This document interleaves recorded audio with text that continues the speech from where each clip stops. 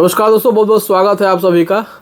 आज के इस वीडियो में हम लोग डिस्कस करने वाले हैं कि लोन रीपेमेंट नहीं करने पे क्या बैंक रिकवरी वारंट जारी करवा सकता है, क्या बैंक रिकवरी वारंट भेज सकता है। ये प्रश्न है हमारे एक व्यूअर का।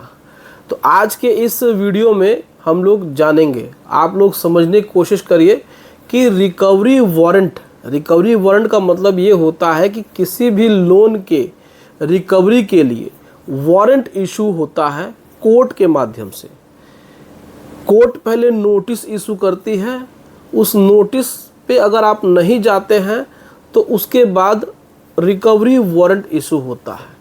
लेकिन बैंक के पास ये पावर नहीं होता है कि वो स्वयं से कोई रिकवरी वारंट आपके खिलाफ जारी करे अगर आपने कोई लोन लिया है तो। लेकिन यहाँ पर ये भी एक बहुत बड़ा कन्फ्यूज़न वाला सवाल है।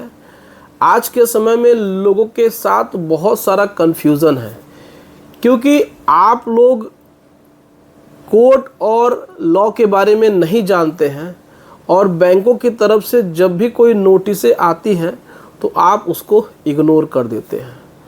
उसी टर्म में ये रिकवरी वारंट किसी व्यक्ति ने सुन लिया कहीं से और उसने हमसे क्वेश्चन पूछा। तो देखिए, सबसे पहले तो हम आपको बता दें कि रिकवरी वारंट का मतलब ये होता है कि अगर आपके खिलाफ कोर्ट में कोई मुकदमा दाखिल है और उस मुकदमे में आप नहीं जा रहे हैं और वो पैसे के लेन देन का है, तो इस मामले में ही आपके खिलाफ रिकवरी नोटिस इशू होती है, समन इशू होता है। कोर्ट पहले प्रॉपर तरीके से आपको समन भेजती है, आप उस समन पे नहीं जाते हैं, तब ये आपके खिलाफ रिकवरी वारंट इशू की जाती है कि आपको पकड़ के लेके जाया जाएगा, कोर्ट में प्रोड्यूस किया जाएगा। कोर्ट आपसे पूछेगी कि जो आपके ऊपर एलिगेशंस लगे हैं क्या वो सही हैं और आप इस पैसे को कैसे देंगे, अन्यथा आपके खिलाफ लीगल एक्शन में हो सकता है कि आपको जेल भी जाना पड़े या हो सकता है कि आपकी प्रॉपर्टी भी अटैच की जाए। अमूमन ये जो केस होता है ये बहुत ही रेयर होता है। अब देखिए, हर व्यक्ति के खिलाफ रिकवरी वारंट इशू नहीं किया जा सकता है। लोन डिफ़ॉल्ट करना सिविल नेचर का है, जैसे कि मैंने आपको बहुत पहले ही बताया था कि दीवानी प्रकृति का ये मामला होता है, सिविल नेचर का ये डिस्प्यूट होता है। इसमें किसी प्रकार से आपके खिलाफ कोई वारंट वगैरह नहीं होता है। लेकिन जहाँ मामला धोखाधड़ी का होता है, जहाँ मामला पैसे का चीटिंग का होता है, जहाँ कोर्ट में बैंक ने ये साबित कर दिया कि सामने वाले ने मिसयूज करके गलत डॉक्यूमेंट लगा करके बैंक के पैसे को ले लिया है और बैंक का पैसा नहीं दे रहा है, और उसने उन सारे फैक्ट्स को उसने साबित कर दिया है, कोर्ट में प्रूव्ड कर दिया है, एविडेंस के साथ कर दिया है, तो ऐसे केस में आपके खिलाफ रिकवरी वारंट इशू हो सकता है। ऐसे तमाम केसेस देखने को आते हैं कि लोग बैंकों के साथ फ्रॉड करते हैं, अमूमन जाली दस्तावेज लगा करके, फेक डॉक्यूमेंट लगा करके, फेक लोगों के नाम पे लोन ले करके बैंकों का पैसा ले लेते हैं और बैंकों को चूना लगा देते हैं। तो बैंक ऐसे व्यक्तियों के खिलाफ 406, 420 का मुकदमा करती है और ऐसे व्यक्ति जब भाग जाते हैं, भगोड़े हो जाते हैं, तो उनके खिलाफ इस प्रकार के रिकवरी वारंट इशू होते हैं। लेकिन सामान्य लोन के मामले में अगर कोई व्यक्ति ईएमआई डिफ़ॉल्ट कर दिया है तो क्या उसके खिलाफ भी रिकवरी वारंट इशू हो सकता है? तो इसका जवाब है ना, बिल्कुल नहीं।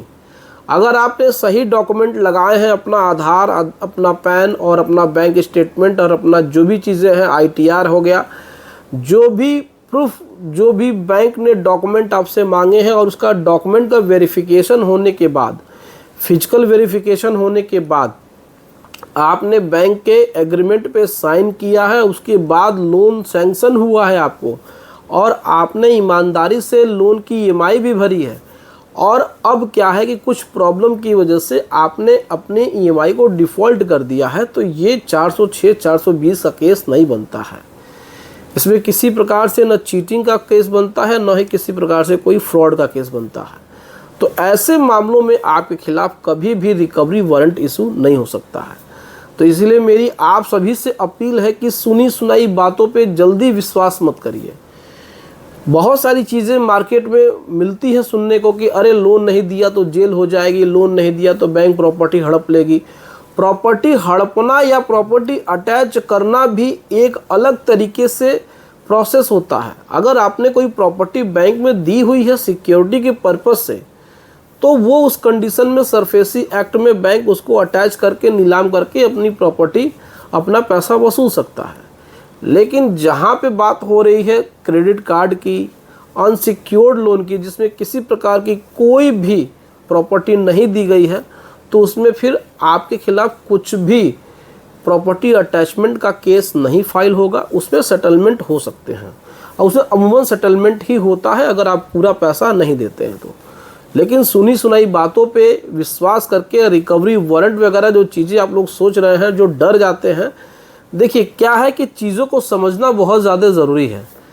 किसी भी समस्या का समाधान जब तक कि आप उसको समझेंगे नहीं तब तक वो होगा नहीं। और ऐसा नहीं कि जो बैंक कह रहा है, कर रहा है, वही सब कुछ सही है और आप गलत हैं और आपने कोई जुर्म कर दिया है, कोई आपने ऑफेंस कर दिया है, तो ऐसा बिल्कुल भी नहीं है। हम लोग बैठे हुए हैं आप सभी के लिए। अगर आपको कोई समस्या है, कोई दिक्कत परेशानी है, व्हाट्सएप नंबर दिया ही हुआ है, आप उस पर संपर्क कर सकते हैं, कमेंट सेक्शन में भी पूछ सकते हैं और आपके सारी समस्याओं का समाधान आपको दिया जाएगा। तो दोस्तों, अगर वीडियो अच्छी लगी हो तो वीडियो को लाइक और चैनल को सब्सक्राइब जरूर करिएगा। चलिए मिलते हैं नेक्स्ट वीडियो में। Thank you so much. जय हिंद दोस्तों।